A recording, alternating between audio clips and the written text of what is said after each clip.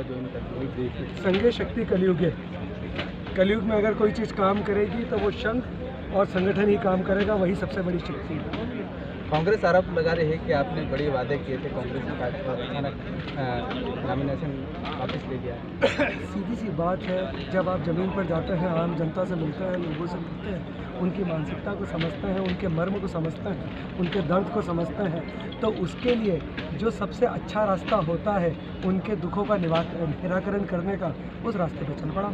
ये आपको नाम वापसी के दिन ही क्यों महसूस हुआ है? नाम वापसी की बात नहीं है, मेरा टिकट तो 1 महीने पहले ही हो गया था, लेकिन जब मैं लगातार संघर्षरत था और मैं चाह रहा था कि किस तरह से काम करूं, क्योंकि जो चुनाव होता है, ये चुनाव एक आदमी का चुनाव नहीं होता है, ये पूरे संघ का चुनाव होता है, पूरे संगठन का चुनाव होता है और आम जनता के लिए होता है, और उसी के देखते हुए और जो गतिविधियाँ चल रही थी, तो मुझे यह निर्णय लेना। इतने वर्षों तक संघ को गरियाने के बाद एक दिन में आपको ब्रह्मज्ञान कैसे हो गया कि संघ शक्ति कलयुग है?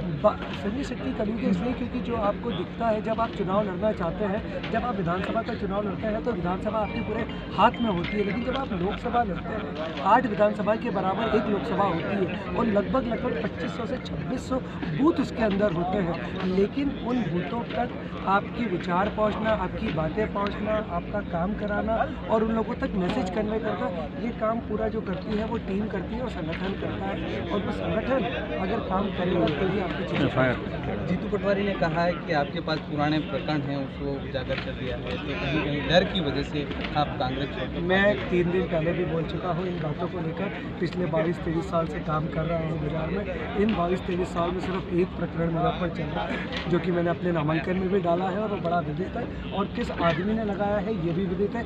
रही बात 307 की, तो 307 का जो कोर्ट में केस चल रहा है, उन्होंने ये कहा है कि प्रथम दृष्टिया, it mean the prima facie, 307 पे विवेचना होनी चाहिए। अब वो विवेचना कब होगी? वो 10 मई को होगी वो विवेचना। उसके बाद हमारा जो एडवोकेट होगा वो अपने तर्क रखेगा, उनके जो एडवोकेट होगा वो तर्क रखेगा, उसके बाद डिसाइड होगा कि 307 लगेगी या नहीं लगेगी। अभी सिर्फ बात इतनी हुई है कि इस पर विवेचना होनी चाहिए। 28 लाख जो मतदाता है, जो इंदौर के संसदीय क्षेत्र, उनके साथ आपने खिलवाड़ किया, इस तरह का बयान की कांग्रेस की। नहीं, ये कहना बिल्कुल ही गलत है कि मैंने किसी के साथ गलत खिलवाड़ किया है। अगर आज इंदौर की 26.5 लाख की जनसंख्या है, आप उन तक उनका दर्द दूर करने के आप उनके पास जाते हैं। एक जो आदमी समाज सेवा करता है, राजनेता होता है, उसका काम होता है लोगों के लिए काम करना, हर वर्ग के लिए काम करना और हर वर्ग के दुख को दूर करना। लेकिन क्या आप उनके उस दर्द को और दुख को दूर कर पा रहे हो या कर पाओगे, ये बहुत महत्वपूर्ण सवाल है। दूसरा, आज देश किस दिशा में जा रहा है? आज जो ये देश है कर्मवीर हो रहा है। कर्मवीर होना बहुत अच्छी बात है, काम करना बहुत ज़रूरी बात है, पर जो हमारी भारत की ज़मीन है, ये संस्कारों का देश है, ये संस्कृति का देश है।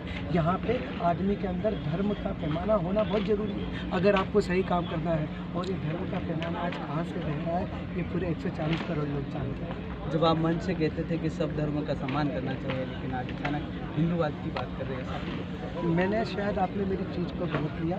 मैंने आपसे कहा है धर्म, आपके आराध्य देव, सब चीज़ों का आपके अंदर होना चाहिए, और जो बच्चे आज काम कर रहे हैं उनमें धर्म होना चाहिए। आज आराध्य देव मैं महावीर स्वामी को मानता हूँ, आज कोई राम भगवान को मानता है, कोई कृष्ण भगवान को मानता है, कोई विश्वकर्मा जी को मानता है। सबके अपने आराध्य देव हैं, पर आपके अंदर भगवान के लिए वो समर्पण, वो प्रेम होना चाहिए। Thank you.